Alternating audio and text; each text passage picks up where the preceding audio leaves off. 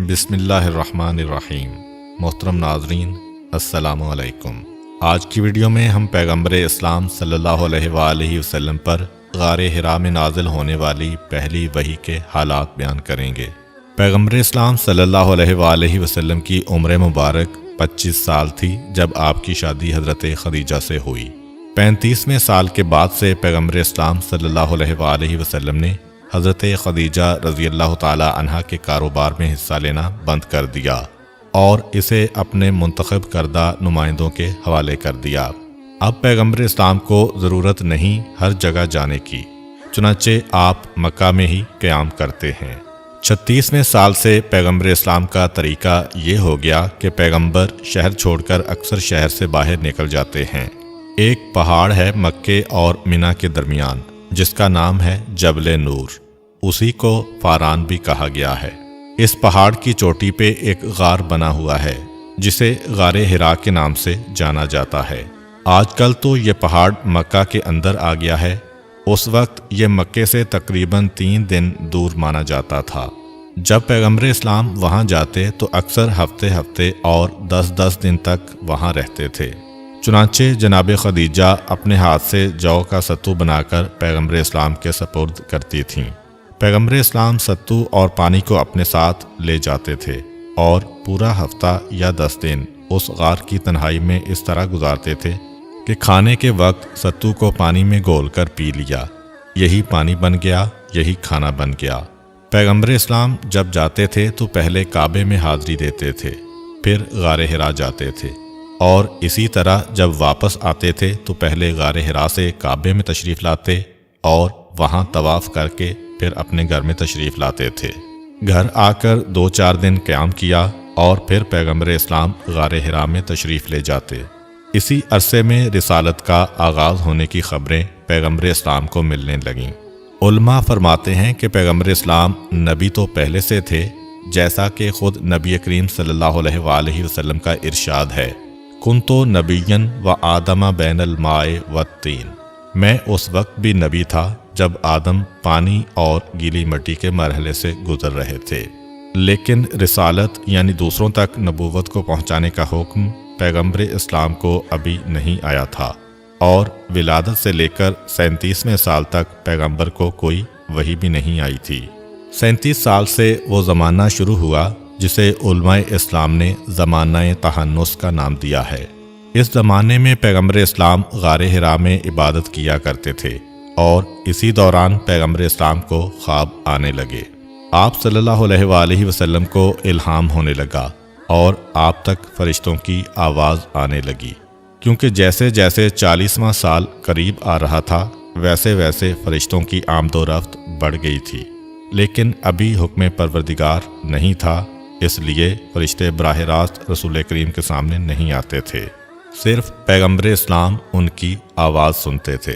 فی الحال پیغمبر اسلام کو صرف الہام ہونے لگا تھا اور رات کو وہ خواب نظر آنے لگے تھے جیسا خواب حضرت ابراہیم علیہ السلام نے دیکھا تھا، یعنی نبی کا خواب جو خود وحی کا ایک حصہ ہوتا ہے اور ہمیشہ سچا ہوتا ہے۔ 3 سال ایسے گزرے۔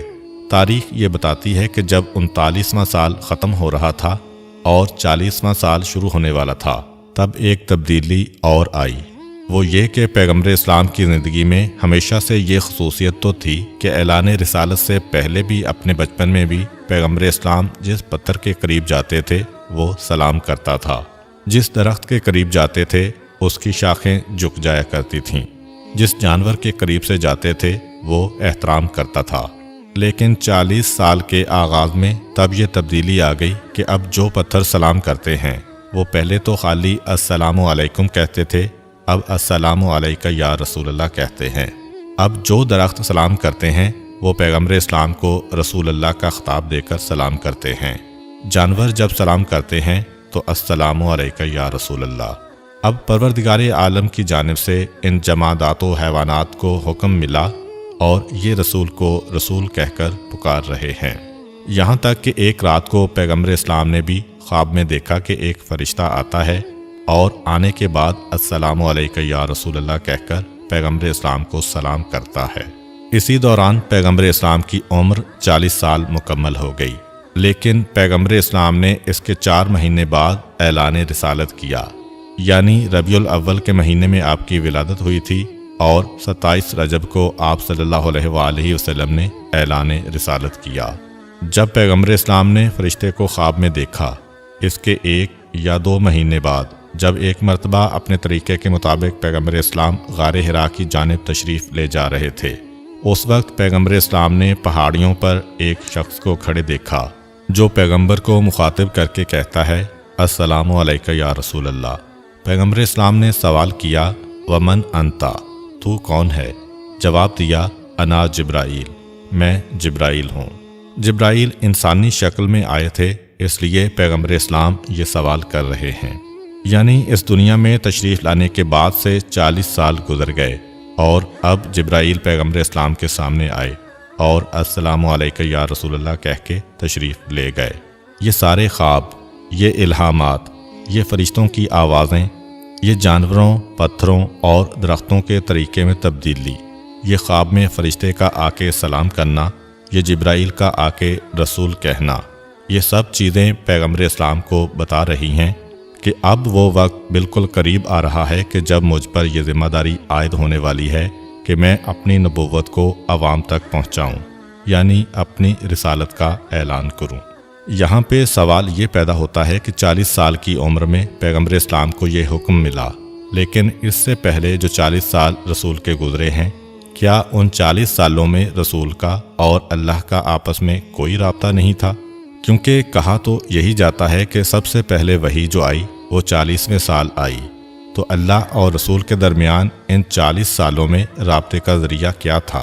خود وحی کے معنی عربی زبان میں ہے اشارہ کرنا، کسی کو کسی جانب سے کسی خاص مقصد کے لیے اشارہ کرنا، لیکن شریعت کی اصطلاح میں وحی کا مطلب ہے کہ اللہ کی جانب سے بندوں کی ہدایت کے لیے جو نبی کو اشارہ ہوتا ہے یا پیغام ملتا ہے اسے وحی کہا جاتا ہے۔ البتہ قرآن نے یہ وحی کا لفظ پہلے معنوں میں بھی استعمال کیا ہے اور دوسرے معنوں میں بھی۔ چنانچہ آسمانوں کے لیے آیا کہ ان پہ وحی نازل کی گئی، زمین کے لیے آیا یومئذ تحدث اخبارہا بأن ربک اوحی لہا، کہ زمین قیامت کے دن اپنی ساری خبریں بتا دے گی جو اللہ نے اس پر وحی کی ہیں۔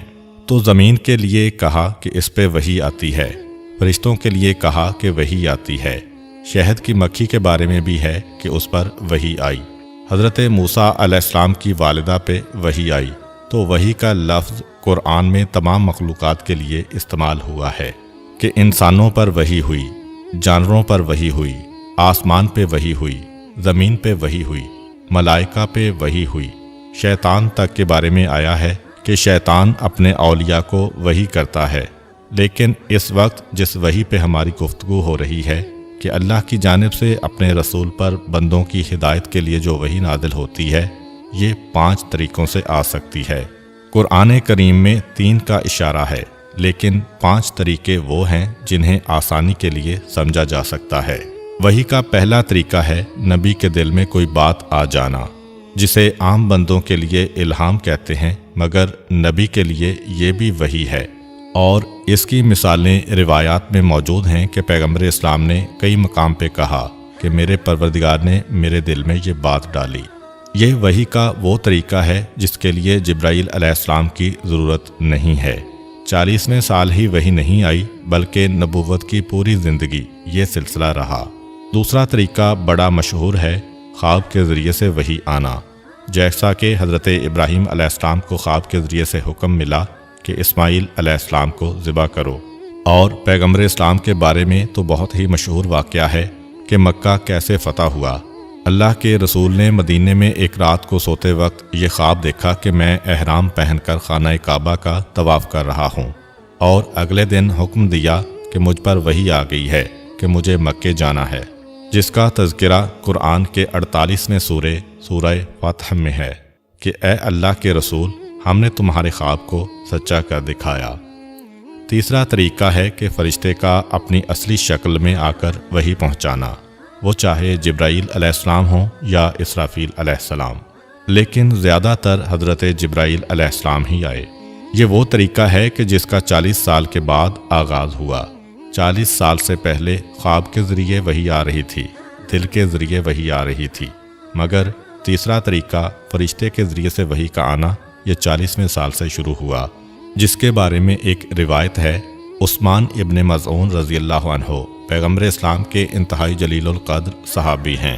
انہوں نے مکہ کی زندگی میں اسلام قبول کیا، بہت شروع کے مسلمانوں میں سے ہیں۔ یہ اپنے اسلام لانے سے پہلے کا واقعہ بیان کرتے ہیں کہ میں ایک دن اپنے گھر سے کعبے کی جانب جا رہا تھا کہ راستے میں میرا گزر پیغمبر اسلام کے دروازے کے سامنے سے ہوا، تو میں نے دیکھا کہ دروازہ کھلا ہے اور رسول اپنی بیٹھک میں بیٹھے ہیں۔ انہوں نے سوچا کہ میں تھوڑی دیر بیٹھ کے بات کر لوں۔ رسول کے پاس جا کر بیٹھ گئے اور بات چیت شروع ہو گئی۔ یہ وہ زمانہ ہے کہ پیغمبر اسلام کو نبوت کا عہدہ مل چکا ہے، لیکن ابھی علل اعلان تبلیغ شروع نہیں ہوئی۔ میں جا کے بیٹھ گیا، تھوڑی دیر گزری، ہماری بات چیت ہوتے ہوتے ایک دم رسول خاموش ہو گئے اور دائیں طرف دیکھنے لگے۔ دیکھتے جاتے ہیں اور اس طرح سر ہلاتے جاتے ہیں جیسے کوئی کسی سے بات چیت کرتے ہوئے سر ہلاتا ہے۔ پھر بائیں طرف دیکھنے لگے اور وہاں بھی سر ہلانے لگے۔ تھوڑی دیر کے بعد یہ گفتگو ختم ہوئی تو میں نے پوچھا کہ ایک دم بات چیت کرتے ہوئے آپ خاموش کیوں ہو گئے اور یہ کس کی طرف آپ دیکھ رہے تھے؟ کہا کہ ابھی فرشتہ وحی الہی لے کر میرے پاس آیا تھا، قرآن کی یہ آیت ابھی مجھ تک پہنچی ہے۔ ان اللہ یأمر بالعدل والاحسان وایتاء ذی القربی وینہی عن الفحشاء والمنکر والبغی یعظکم لعلکم تذکرون۔ یہ آیت ابھی جبرائیل نے مجھے پہنچائی ہے۔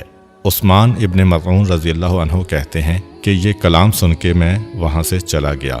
وحی کا چوتھا طریقہ یہ ہے کہ فرشتہ حکم کو لے کر آتا ہے، مگر اپنی شکل میں نہیں بلکہ انسانی شکل میں، اور اکثر پیغمبر اسلام کے ایک صحابی ہیں دحیہ کلبی رضی اللہ تعالی عنہ، ان کی شکل میں جبرائیل علیہ السلام آتے تھے۔ اس کے بارے میں حضرت علی کرم اللہ وجہہ کی ایک روایت ہے کہ ایک دن میں پیغمبر اسلام کے قریب سے گزر رہا تھا تو دیکھا کہ پیغمبر اسلام لیٹے ہوئے ہیں اور پیغمبر کا سر دحیہ کلبی کی آغوش میں رکھا ہے۔ پیغمبر اسلام لیٹے ہوئے ہیں، آنکھیں بند ہیں۔ میں سمجھ گیا کہ وحی آ رہی ہوگی، اس لیے پیغمبر لیٹے ہوئے ہیں یا آرام کر رہے ہوں گے۔ جب میں آگے بڑھ رہا تھا تو دحیہ کلبی نے مجھے روک کے سلام کیا، اے رسول کے بھائی، آپ پر میرا سلام ہو۔ میں نے جواب دیا۔ انہوں نے مجھ سے کہا کہ آپ آ گئے ہیں، مجھے اجازت دیجیے، اس لیے کہ اس سعادت اور فضیلت کے حقدار مجھ سے زیادہ آپ ہیں کہ آپ کی آغوش میں پیغمبر کا سر رہے۔ یہ کہہ کے دحیہ کلبی کھڑے ہو گئے اور میں فوراً بیٹھ گیا اور رسول کا سر اپنی گود میں لیا اور وہ مجھے سلام کر کے چلے گئے۔ پیغمبر نے آنکھیں کھولیں اور کہا کہ اے علی، کس سے بات کر رہے تھے؟ میں نے کہا کہ یا رسول اللہ، یہ دحیہ کلبی آپ کے صحابی تھے جن کی آغوش میں آپ سر رکھ کے سو رہے تھے، وہ ابھی یہ خدمت میرے سپرد کر کے چلے گئے ہیں۔ تو پیغمبر اسلام نے مسکرا کے کہا کہ نہیں، یہ دحیہ نہیں ہیں بلکہ یہ جبریل امین ہیں جو اس شکل میں میرے پاس آئے تھے اللہ کا پیغام لے کر، اور تمہیں دیکھ کر جبرائیل یہاں سے رخصت ہوئے۔ تو یہ چوتھا طریقہ ہے وحی کا کہ جبرائیل آتے ہیں انسانی شکل میں، لوگ ان کو دیکھتے ہیں، ان سے بات کرتے ہیں، پتہ نہیں چل پاتا ہے کہ یہ جبرائیل ہیں۔ اور پانچویں اور آخری صورت یہ ہے وحی کا وہ طریقہ جو سب سے اہم ہے، وہ یہ ہے کہ بغیر جبرائیل علیہ السلام کے ڈائریکٹ اور براہ راست اللہ اور رسول کی بات چیت۔ زیادہ تر لوگوں کے ذہنوں میں یہ تصور ہے کہ جتنا قرآن آیا، جتنی وحی آئی، سب جبرائیل علیہ السلام لے کے آئے، مگر وحی کا پانچواں طریقہ یہ ہے کہ پروردگار اپنے حبیب سے براہ راست کلام کرتا ہے، بیچ میں کوئی فرشتہ نہیں، بیچ میں کوئی واسطہ نہیں، جیسا کہ واقعہ معراج میں ہوا کہ وہاں جبرائیل بھی نہیں ہے، اللہ تعالیٰ نے براہ راست اپنے حبیب سے بات کی۔ اور جب موسیٰ علیہ السلام جیسے نبی سے براہ راست بات ہو سکتی ہے تو پھر تمام انبیاء کے سردار سے بات کیوں نہ ہو؟ بلکہ اکثر روایتوں میں تو یہ بھی ہے کہ قرآن کی بہت سی آیتیں بھی اس طرح نازل ہوئیں کہ جبرائیل کا بیچ میں دخل ہی نہیں ہے، بلکہ براہ راست وحی آئی۔ کسی نے ایک مرتبہ امام جعفر صادق علیہ السلام سے پوچھا کہ فرزند رسول، جب جبرائیل علیہ السلام آپ کے جد پیغمبر اسلام کے پاس آتے تھے تو پیغمبر اسلام کی کیا حالت ہو جاتی تھی؟ کیونکہ عام طور پر یہ مشہور ہے کہ جب کوئی وحی آتی ہے تو پیغمبر کا سارا جسم کانپنے لگتا ہے، چہرے کا رنگ اڑ جاتا ہے۔ وہی ختم ہوتی ہے تو رسول پسینے پسینے ہوتے ہیں، رسول کے چہرے سے پسینہ ٹپک رہا ہوتا ہے۔ امام نے کہا کہ تو نے غلط کہا، جبرائیل کے سامنے رسول اللہ کی یہ حالت کبھی ہو ہی نہیں سکتی، وہ تو خود ان کے ایک ادنا خادم ہیں، جب آتے ہیں تو ادب اور احترام کے ساتھ بیٹھتے ہیں، اور جب تک رسول اجازت نہ دیں ایک لفظ بھی اپنی زبان سے نہیں نکالتے ہیں۔ راوی نے کہا کہ اے فرزند رسول، یہ تو سارے مسلمانوں میں مشہور ہے کہ وحی کا بوجھ بہت بڑا ہوتا ہے، اور جبرائیل وحی دیتے ہیں تو رسول اس کے وزن سے کانپنے لگتے ہیں۔ کہا کہ یہ جبرائیل علیہ السلام کے آنے کے وقت نہیں ہوتا، یہ اس وقت ہوتا ہے جب کبھی پروردگار براہ راست رسول اللہ پہ وحی نازل کرتا ہے بغیر جبرائیل کے واسطے کے۔ اور پھر تذکرہ کیا سورہ مائدہ کا۔ حضرت علی کرم اللہ وجہ الکریم کا ارشاد ہے کہ ایک دفعہ میں رسول اللہ کے ساتھ جا رہا تھا، رسول اللہ اپنی سواری پر تھے، میں اپنی سواری پر تھا، رسول کریم خچر پر سوار تھے۔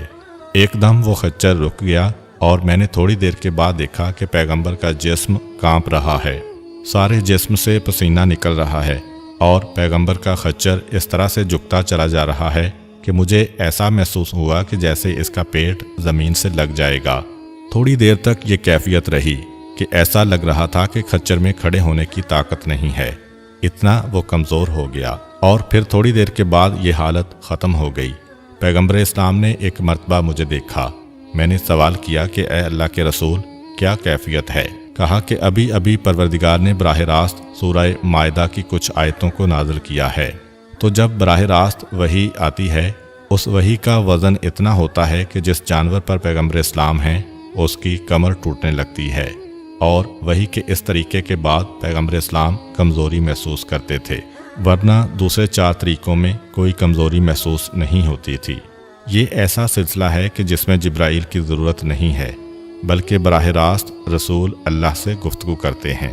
تو یہ 5 طریقے ہیں وحی کے: الہام، خواب، فرشتے کا انسان کی شکل میں آنا، فرشتے کا فرشتے کی شکل میں آنا، اور آخری طریقہ یہ ہے کہ براہ راست وحی کا نازل ہونا۔ چنانچہ بات ہو رہی تھی پہلی وحی کی۔ 27 رجب کی تاریخ تھی، جمعے کا دن تھا، اور انگریزی حساب سے نوروز کی تاریخ پڑ رہی تھی۔ بیک وقت نوروز اور 27 رجب دونوں جمع ہو رہے تھے۔ جمعہ کا دن ہے، پیغمبر اسلام 7-8 دن سے غار حرا میں تشریف فرما ہیں۔ اس وقت ملائکہ کو اس چیز کی اجازت مل گئی جس کے لیے ملائکہ بے چین تھے اور تڑپ رہے تھے کہ ہمیں رسول کے پاس جا کر رسول کی زیارت کا موقع ملنا چاہیے۔ پروردگار نے کہا، اے میرے ملائکہ، آج تمہیں اجازت ہے۔ چنانچہ صبح سے فرشتوں کے گروہ در گروہ غار حرا میں اترنے لگے۔ فرشتے انسان کی طرح نہیں ہیں کہ ان کا ہجوم انسان کے لیے جگہ کو تنگ کر دے۔ غار حرا میں فرشتوں کے فرشتے اتر رہے ہیں، ایک ایک گروہ آتا ہے اور آ کے پیغمبر اسلام کو سلام کرتا ہے، یہاں تک کہ جب یہ سارے فرشتے آ گئے تو روایت یہ ہے کہ اس کے بعد جبرائیل علیہ السلام 70,000 فرشتوں کو لے کر اور میکائیل علیہ السلام 70,000 فرشتوں کو لے کے ایک ساتھ غار حرا میں داخل ہوئے۔ دونوں فرشتے 70,000 ساتھیوں کے ساتھ پیغمبر اسلام کے سامنے پہنچے اور ساتھ ایک کرسی لے کر آئے جو سرخ یاقوت کی بنی ہوئی ہے۔ سرخ یاقوت جنت کے اس پتھر کا نام ہے جس سے جنت کے محلات، خیمے اور جنت کا فرنیچر بنایا گیا ہے۔ کرسی کو رکھا جاتا ہے اور جبرائیل و میکائیل علیہ السلام پیغمبر اسلام صلی اللہ علیہ وآلہ وسلم کو درخواست کرتے ہیں کہ اب آپ اس پہ تشریف رکھیے۔ پوری شان کے ساتھ پیغمبر اسلام اس کرسی پہ تشریف فرما ہوتے ہیں اور فرشتوں نے پیغمبر اسلام کے سر پر تاج نبوت رکھا۔ اس کے بعد سارے فرشتے ہاتھ باندھ کر پیغمبر اسلام کے سامنے قطار در قطار کھڑے ہو گئے۔ جبرائیل علیہ السلام سب سے آگے ہیں اور عین اس موقع پر جبرائیل علیہ السلام نے کہا، اللہ کے رسول، اب یہ پہلی وحی آ رہی ہے۔ بسم اللہ الرحمن الرحیم، اقرأ بسم ربک الذی خلق، خلق الانسان بالعلق، اقرأ وربک الاکرم، الذی علم بالقلم، علم الانسان ما لم یعلم، یعنی پڑھیے اپنے اس پروردگار کے نام سے جس نے تمام انسانوں کو پیدا کیا، وہ پروردگار جس نے انسان کو جمے ہوئے خون سے بنایا، وہ پروردگار کہ جس نے انسان کو قلم کے ذریعے سے تعلیم دی اور انسان کو وہ سکھایا جو انسان پہلے نہیں جانتا تھا۔ جبرائیل علیہ السلام وحی الہی کے الفاظ پیغمبر اسلام تک پہنچا رہے ہیں، اس حالت میں کہ یاقوت سرخ کی کرسی پر تاج نبوت کو سر پہ رکھے پیغمبر اسلام تشریف فرما ہیں، اور قرآن کی یہ 5 آیتیں نازل ہوئیں، اور پیغمبر اسلام نے ان 5 آیتوں کو دہرایا، اور جبرائیل علیہ السلام نے آگے بڑھ کر لوائے حمد خدا کا پرچم پیغمبر اسلام کے سپرد کیا۔ یہ وہی جھنڈا ہے کہ جس کے سائے میں پیغمبر اسلام کے ماننے والے قیامت کے میدان سے جنت کی جانب بڑھیں گے، اور جنت میں جہاں رسول کا قیام ہوگا اس محل کی چھت پہ یہ پرچم لگایا جائے گا۔ اس شان سے وحی الہی نازل ہوئی۔ پیغمبر اسلام نے جبرائیل علیہ السلام کے اس پیغام کو سنا۔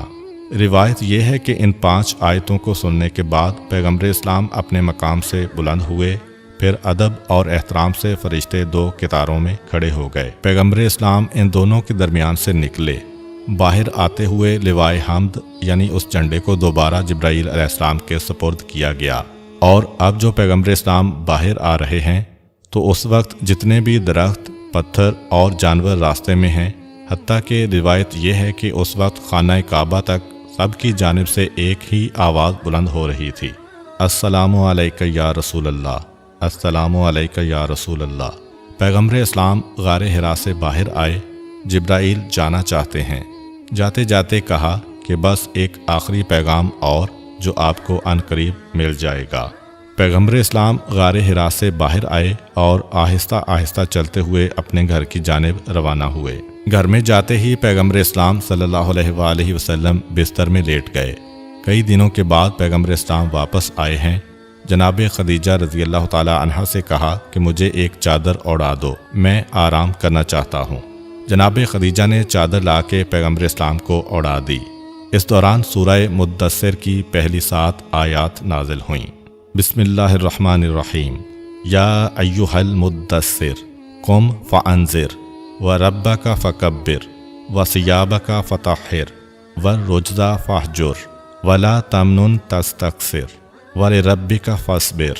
اے چادر اوڑھنے والے، اٹھیے اور تنبیہ کیجیے، اور اپنے رب کی کبریائی کا اعلان کیجیے، اور اپنے لباس کو پاک رکھیے اور ناپاکی سے دور رہیے، اور احسان نہ جتلائیں کہ اپنے عمل کو بہت سمجھنے لگ جائیں، اور اپنے رب کی خاطر صبر کیجیے۔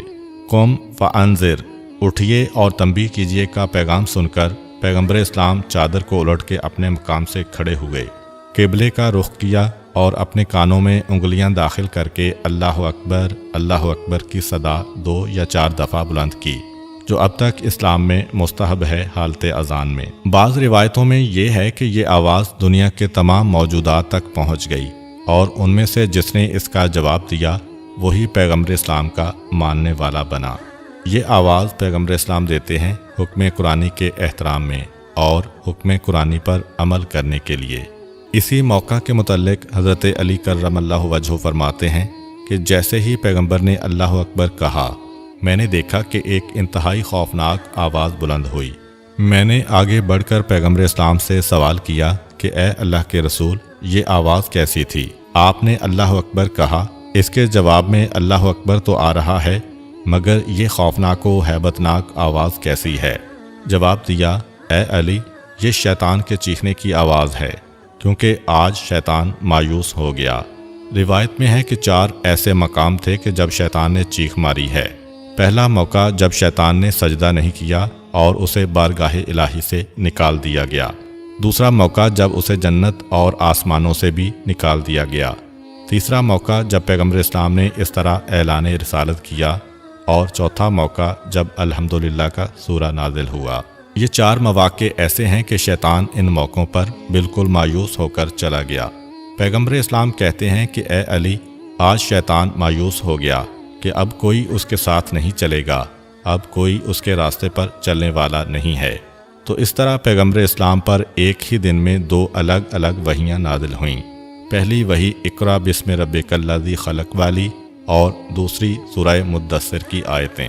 اب پیغمبر اسلام صلی اللہ علیہ وآلہ وسلم نے جناب خدیجہ رضی اللہ تعالی عنہا کی طرف رخ کیا اور فرمایا کہ اے خدیجہ، کیا تمہیں پتہ ہے کہ پروردگار نے اب رسالت کے اعلان کا حکم دے دیا ہے، اور اگر تم میرا ساتھ دینا چاہتی ہو تو پھر کلمہ پڑھو۔ जनाब खदीजा ने पूछा, अल्लाह के रसूल कौन सा कलमा?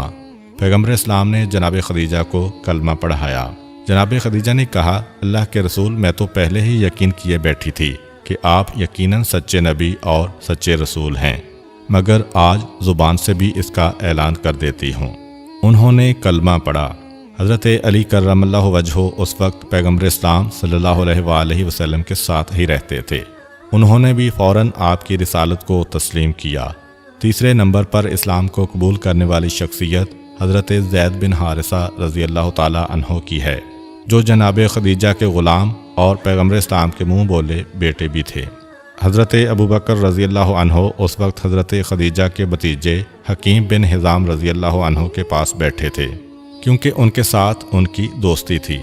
हकीम बिन हिज़ाम जनाब खदीजा के वो भतीजे हैं कि जिन्होंने उस वक्त मुसलमानों की मदद की जब मुसलमान शेब अबी तालिब के मुहासरे में आ गए थे। उनको अपनी फूफी जनाब खदीजा से बहुत मोहब्बत थी और हज़रत ज़ैद बिन हारिसा पहले उन्हीं के ग़ुलाम थे। उन्होंने ला के अपनी फूफी को दे दिया था। तो वहाँ उनके घर में बैठे हुए थे कि इतने में हकीम बिन हिज़ाम की एक कनीज़ दौड़ी दौड़ी आई और हकीम बिन हिज़ाम से कहा कि आपने कुछ सुना? आपके फूफा ने एक अजीब दावा किया है और आपकी फूफी ने उसको फ़ौरन कबूल कर लिया है। हकीम कहते हैं, क्या बात हुई? कनीज़ ने पूरा वाक़या सुनाया कि मैं गई थी तो वहाँ कलमा पढ़ा जा रहा था, इस्लाम पेश किया जा रहा था। हज़रत अबू बकर रज़ी अल्लाह अन्हो ये सुनते ही खड़े हुए और कहा, मैं ख़ुद जाके तहकीक करूँगा। रसूल करीम के पास आए और तहकीक करने के बाद कलमा इस्लाम पढ़ा। चुनांचे इस तरह औरतों में सबसे पहले इस्लाम कबूल करने वाली शख्सियत हज़रत खदीजा बनी, नौजवानों में हज़रत अली करमल्लाहु वजहो और बूढ़ों में हज़रत अबू बकर रज़ी अल्लाह अन्हो। अब यहाँ पे एक रिवायत है कि जनाब खदीजा इस्लाम कबूल कर चुकी थीं, मगर दिल ये चाहा कि मज़ीद इसकी तस्दीक की जाए। चुनांचे वो अपने चचा वरका इब्न नौफल के पास पहुँचीं। वरका इब्न नौफल वही शख्सियत हैं जिन्होंने जनाब खदीजा का निकाह करवाया था पैगम्बर इस्लाम सल्लल्लाहु अलैहि वसल्लम के साथ। जाके कहा कि चचा एक बात तो बताइए, ये जिब्राइल कौन है? वरका इब्न नौफल ने सुना तो बेइख्तियार कहा, कुद्दूसन कुद्दूसन, तुम्हारी ज़ुबान पे ये नाम कैसे आया? मक्का जैसा शहर कि जहाँ सब बुत परस्त रहते हैं, तुम्हें ये नाम किसने बताया? जनाब खदीजा ने कहा कि मेरे शौहर ने मुझे ये बताया है कि जिब्राइल उनके पास आए और इस अंदाज से आए। वरका इब्न नौफल कहते हैं कि खुदा की कसम, ये तो वही फरिश्ता है जो मूसा और ईसा अलैहिस्सलाम पे आ चुका है, और तुम्हारे शौहर ने जो जो हालत बताई ये सब वही है जो तौरात व इंजील में लिखी हुई है। तुम्हारा शौहर अल्लाह का सच्चा रसूल है और फ़ौरन उसके ऊपर ईमान ले आओ। जनाब खदीजा के दिल को तसल्ली और इत्मीनान हुआ। चुनांचे जनाब खदीजा वरका इब्न नौफल के घर से बाहर आईं, वापस अपने घर जा रही हैं कि रास्ते में कुदास राहिब का घर नज़र आया। ये भी मक्के का एक राहिब था और ईसाई था। काफ़ी सालों से मक्के में रहता था। सोचा कि उससे भी मिलती चलूं। उसके पास पहुंची और सलाम किया। उसने पूछा, क्या बात है बेटी? पूछती हैं कि जिब्राइल का नाम कभी आपने सुना है? वो कुदास राहिब भी एक मर्तबा घबरा गया। उसने भी कहा, कुद्दूसन कुद्दूसन, मुशरिकों और बुत परस्तों के शहर में ये नाम जिब्राइल तुम्हें कैसे पता चला? कहा कि आप मेरे शौहर को तो जानते हैं, उन्होंने ये दावा किया है कि उनके पास जिब्राइल आए हैं और ये निशानियां बताईं। कुदास कहता है कि मैंने तौरात तो नहीं पढ़ी, मगर खुदा की कसम इंजील में जो निशानियां हैं ईसा अलैहिस्सलाम पे आने वाले फरिश्ते की, ये सारी वही निशानियां हैं जो तुम बता रही हो। मगर हाँ देखो, कभी ऐसा भी होता है कि बाज़ औक़ात शैतान अपने आप को फरिश्ता बना के पेश करता है, और चूँकि शैतान काफ़ी अरसा फरिश्तों के साथ रह चुका है तो वो फरिश्तों जैसी बातें भी करता है। ऐसा करो कि मैं एक तावीज़ लिख के तुम्हें देता हूँ, ये तावीज़ लेकर अपने शौहर के पास जाओ और ये तावीज़ उनके जिस्म के करीब रख देना। अगर उनके पास शैतान आया होगा तो इस तावीज़ की वजह से फिर वो अपनी ज़ुबान से कुछ ना कह सकेंगे, और अगर वो असली फरिश्ता होगा तो फिर मेरा तावीज़ बेकार हो जाएगा। और बेटी ये भी सुनो कि मैंने 3 रातों से ख्वाब में देखा है कि जिब्राइल इस मक्के में उतर के आ रहे हैं 3 रातों से, और मेरी समझ में नहीं आ रहा था कि किसके घर में आ रहे हैं। لیکن اب اگر میرے تعویذ نے اثر دکھایا تو پتہ چل جائے گا۔ یہ تعویذ ایسا ہے کہ جب اسے قریب رکھو گی، اگر شیطان فرشتے کی شکل بنا کے آیا ہے تو پھر تمہارے شوہر کلام نہیں کر سکیں گے ہفتہ اور بہکی بہکی باتیں کریں گے، ورنہ میرا تعویذ بیکار ہو جائے گا اگر وہ صحیح فرشتہ ہے۔ جناب خدیجہ کو اطمینان و یقین تو ہے، مگر تعویذ لے کے چلیں۔ جس وقت گھر میں داخل ہوئیں تو دیکھا پیغمبر اسلام تشریف فرما ہیں اور زبان پر سورہ قلم کی ابتدائی آیتیں ہیں۔ یہ قرآن کی تیسری وحی ہے۔ پہلی وحی سورہ اقرا یعنی سورہ علق، دوسری وحی سورہ مدثر اور تیسری وحی سورہ قلم۔ جیسے ہی جناب خدیجہ داخل ہوئیں، پیغمبر اسلام سورہ قلم کی تلاوت کر رہے تھے۔ بسم اللہ الرحمن الرحیم، نون والقلم وما یسطرون ما انت بنعمت ربک بمجنون۔ نون اور اس قلم کی قسم کہ جس سے تم لکھتے ہو، تم اپنے پروردگار کی نعمت کی وجہ سے مجنون نہیں ہو، یعنی بہکی ہوئی باتیں نہیں کر رہے، تم پر وحی نازل ہو رہی ہے۔ بس اتنا سننا تھا کہ جناب خدیجہ نے کہا کہ اب تعویذ کی ضرورت نہیں، اس لیے کہ وہ جملہ اس وقت قرآن کی آیت میں آ گیا۔ تو اس راہب نے بتایا تھا کہ اگر شیطان آیا ہوگا تو اس وقت پیغمبر مجنونوں جیسی باتیں کریں گے، اور یہاں جیسے ہی تعویذ لے کے میں گھر میں پہنچی، پیغمبر کی زبان پہ جملہ ہے وما انتا بنعمت ربک بمجنون، کہ اے میرے حبیب، تمہارے پروردگار کی نعمت تم پہ آئی ہے، تم مجنون نہیں ہو۔ جناب خدیجہ الٹے پاؤں گئیں اور خداس کو پورا واقعہ سنایا۔ اس نے کہا میں خود چلنا چاہتا ہوں۔ آیا وہ رسول خدا کے پاس، سر سے پیر تک پیغمبر کو پھر غور سے دیکھا اور کہا کہ مجھے مہر نبوت کی زیارت کرنے دیں۔ پیغمبر اسلام نے شانے پر سے ردا ہٹائی، مہر نبوت کی زیارت کرتا ہے اور اسے چوم کر بے اختیار غش کھا کر زمین پر گر پڑتا ہے، اور پھر کہتا ہے کہ اس وقت مہر نبوت کی چمک یہ بتا رہی ہے کہ جبرائیل علیہ السلام آپ کے پاس آ چکے ہیں۔ اور پھر ایک سوال کیا، اتنا اور بتا دیں کہ کیا آپ کو جہاد کا حکم مل چکا ہے؟ پیغمبر نے کہا نہیں، ابھی مجھے جہاد کا حکم نہیں ملا۔ کہا عنقریب آپ کو یہ حکم ملے گا، لیکن اس سے پہلے آپ کی قوم آپ کو مکے سے نکال دے گی اور آپ کو ان سے جہاد کرنا پڑے گا۔ کاش میں اتنے دن زندہ رہ جاؤں کہ آپ کا ساتھ دوں اور آپ کی مدد کروں۔ پیغمبر اسلام نے قداس کو رخصت کیا۔ جناب خدیجہ کے یقین اور ایمان میں اور اضافہ ہو گیا، اور تاریخ بتاتی ہے کہ اس کے بعد اب پیغمبر نے تبلیغ شروع کر دی۔ لیکن یہ تبلیغ کا پہلا دور ہے۔ پیغمبر اسلام کی تبلیغ دو حصوں میں ہے۔ جب قرآن کے یہ 3 سورے مسلسل آئے، سورہ اقرا یعنی سورہ علق، سورہ مدثر اور سورہ قلم، اس کے بعد اب پیغمبر نے تبلیغ شروع کی۔ لیکن شروع کے 3 سال پیغمبر کو حکم تھا کہ دیکھو علل اعلان تبلیغ نہ کرنا۔ وہ جو واقعہ بیان کیا جاتا ہے کہ پیغمبر اسلام نے جیسے ہی رسالت کے پیغام کو پایا تو فوراً پیغمبر اسلام نے اپنے خاندان والوں کی ایک دعوت کی، جسے دعوت ذوالعشیرہ کہا جاتا ہے۔ نہیں، یہ واقعہ 3 سال بعد کا ہے۔ اسی طریقے سے نصاب کی کتابوں میں جو ایک واقعہ ہم پڑھتے ہیں کہ جب جبرائیل علیہ السلام آئے تو اس کے بعد پیغمبر اسلام پہاڑی پہ چڑھے اور اعلان کیا تھا کہ مکے والوں، اگر میں کہوں اس پہاڑی کے پیچھے دشمن ہے تو کیا میری بات کا یقین کرو گے یا نہیں کرو گے؟ اور دیکھو میں ایک سچا پیغام لے کے آیا ہوں۔ مگر وہ واقعہ بھی 3 سال بعد کا ہے، اس لیے کہ غار حرا میں پہلی وحی نازل ہونے کے بعد کم سے کم 3 سال ایسے گزرے کہ پیغمبر اسلام کو حکم تھا کہ آپ تبلیغ پوشیدہ طور پہ کریں، آہستہ آہستہ کریں۔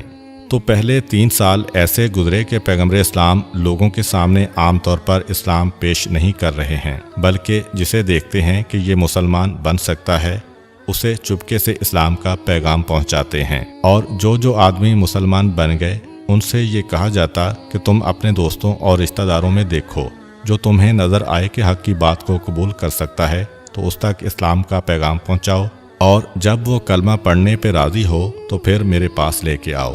تقریباً 3 سال تک نہ دعوت ذوالعشیرہ ہوئی، نہ خاندان بنو ہاشم میں کوئی اعلان ہوا، نہ ہی پہاڑ پہ چڑھ کے پیغمبر اسلام نے کوئی اعلان کیا، بلکہ آہستہ آہستہ اپنے پیغام کو آگے بڑھایا جا رہا ہے۔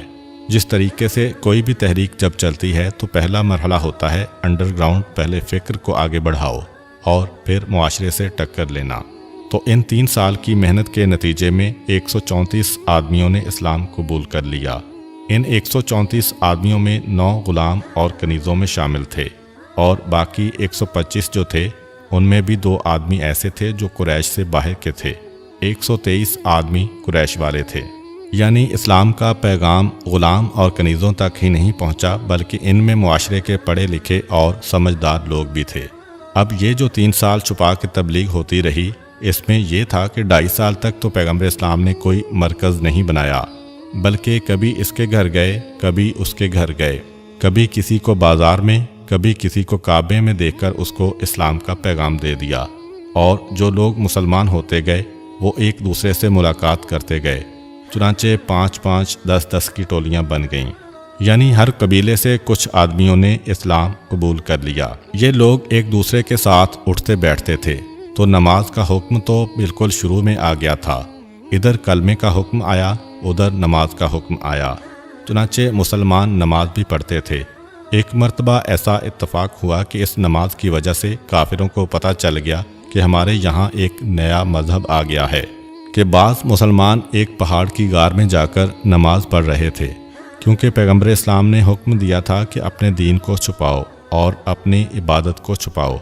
वो नमाज पढ़ रहे थे कि कबीला बनी तमीम का एक आदमी वहाँ से गुजरा।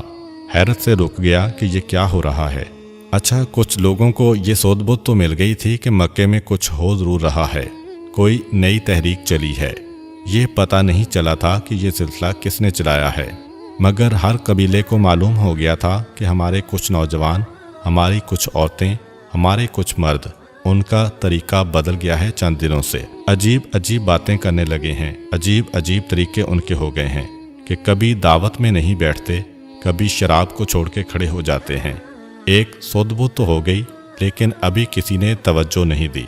2.5 साल हो गए थे तबलीग रिसालत को कि बनी तमीम के उस आदमी ने देखा कि ये कुछ आदमी अजीब तरीके से खड़े हैं, कभी खड़े होते हैं, कभी झुकते हैं, कभी गिरते हैं।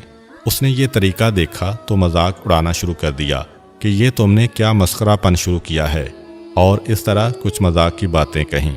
एक मुसलमान ने गुस्से के आलम में जानवर की एक हड्डी उठाकर उसके सर पे मारी, जिससे वो जख्मी हो गया, और इतने सारे मुसलमानों को देखकर वो वापस चला गया। मगर इस गलती की वजह से पैगम्बर इस्लाम ने अब मना कर दिया कि अब तुम लोग कहीं और मीटिंग भी ना करना, कहीं पे नमाज भी ना पढ़ना, बल्कि एक मकान मैं मुकर्रर करता हूँ। जब कभी एक दूसरे से मुलाकात करना हो या नमाज पढ़ना हो तो यहाँ आ जाया करो। और ये मकान था दारे अरकम। अरकम रज़ी अल्लाह ताला अन्हो पैगम्बर इस्लाम सल्लल्लाहु अलैहि वसल्लम के एक सहाबी हैं, जिन्होंने शुरू में इस्लाम कबूल किया। उनका मकान पैगम्बर इस्लाम ने इस मकसद के लिए मुकर्रर किया। इस मकान की खूबी ये थी कि यह मकान हरम यानी खाना काबा से बहुत करीब था। सफ़ा और मरवा 2 पहाड़ियाँ जिनमें 7 मरतबा दौड़ा जाता है हज में, उनमें से सफ़ा पहाड़ी से बिल्कुल मिला हुआ यह मकान था। इस मकान को पैगम्बर इस्लाम ने मरकज़ बनाया 2.5 साल के बाद कि यहाँ पर हम लोग छुप के जमा होंगे। जो नमाजें पढ़ना है अब ना काबे में पढ़ो, ना पहाड़ों में पढ़ो, ना मैदानों में पढ़ो। नमाज यहाँ आके पढ़ो, इबादत यहाँ आके करो, मुलाकात यहाँ एक दूसरे से करो, और अगर इस्लाम की कोई बात पूछना है तो यहाँ आके पूछो। ये मरकज़ बन गया इस्लाम का 6 महीने तक। 6 महीने के बाद फिर तो पैगंबर को हुक्म हुआ कि अब आप अलल ऐलान तबलीग कीजिए, लेकिन उस वक्त भी पैगंबर इस्लाम ने इसी को मरकज़ रखा। अलबत्ता काफिरों को पता चल गया कि अब मुसलमान यहाँ रहते हैं, और मक्के से हिजरत करने तक यही सबसे बड़ा मरकज़ रहा मुसलमानों का। 3 साल जब गुजर गए इस तबलीग को और 134 आदमियों ने कलमा-ए-इस्लाम पढ़ लिया, तब दावत-ए-ज़ुल अशीरा का हुक्म आया और पैगंबर इस्लाम सल्लल्लाहु अलैहि वसल्लम ने अपने ख़ानदान वालों को खाने की दावत पर बुलाया और उन्हें इस्लाम का पैगाम दिया। उम्मीद करता हूँ कि आपको आज की वीडियो अच्छी लगी होगी। अगर आपको हमारी वीडियो अच्छी लगी है तो वीडियो को लाइक करें, और मज़ीद इस तरह की वीडियोस देखने के लिए हमारा चैनल सब्सक्राइब कर लें। मिलते हैं नेक्स्ट वीडियो में। इजाज़त दीजिए। अल्लाह हाफिज़।